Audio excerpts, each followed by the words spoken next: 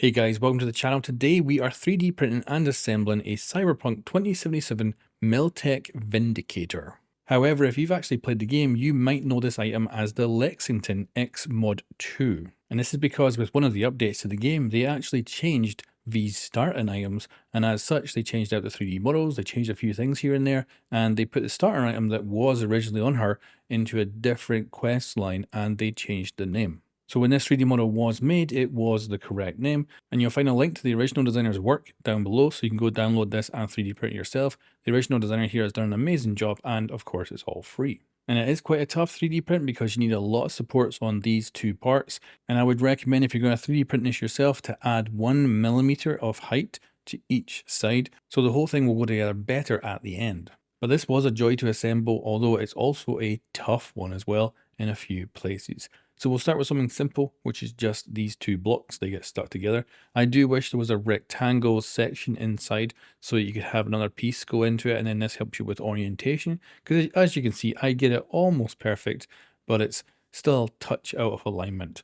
I always love it when there's just something in there to help you. And then we've got these parts to assemble. And the great thing is these are some of the few parts that you actually need to glue. So this is awesome for making this prop. Now you'll notice in this video I won't use any of the correct terms for stuff, as I have seen YouTube decide that things are real based on them. So that bit at the back there is actually for causing friction with the other piece that comes in so it can hold it in place, but still allow it to come out as well. So it's pretty cool. And I've also gone with a black and red look because this is an in-game item, which can come of course with different skins.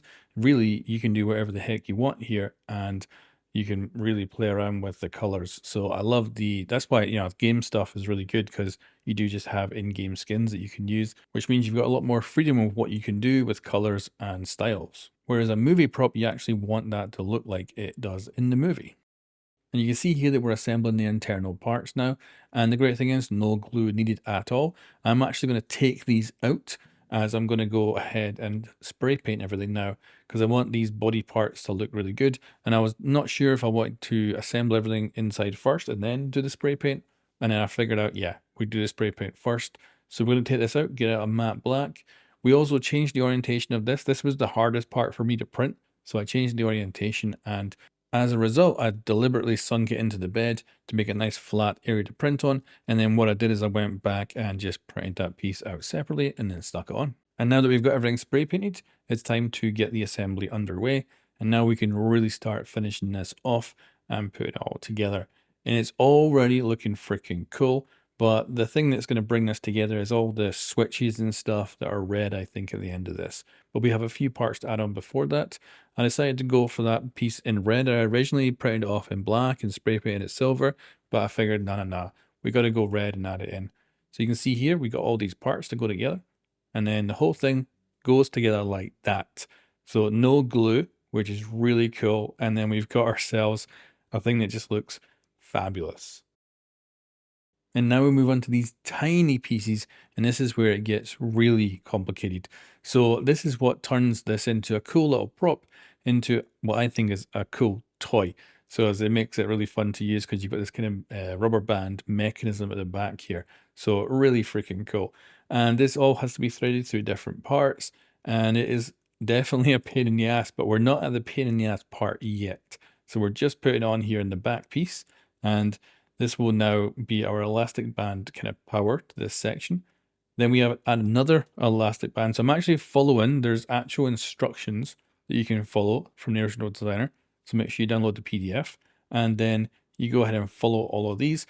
Now I'd recommend at this point, these 3 bits at the back, glue them together, because I'm going to clip this piece in here, and then I'm going to regret it because I actually need to basically glue those pieces in, because otherwise it's just too much of a fiddle at this point.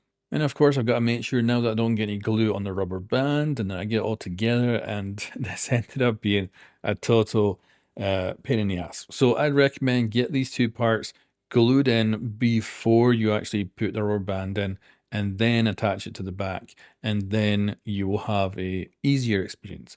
But this was basically the only real mistake I think I made the entire way through the construction of this prop. And overall, I think this thing really starts coming together great after this. But still not done with the fiddling. So this band here, you now need to work this through so you can connect it to a piece inside, which will now give you that kind of toy-based rubber band pull when you pull it back, and it'll be, cool to use. Then you got to take that extra rubber band off, and the original rubber band gets wrapped around that. It was, of course, an absolute pain in the butt.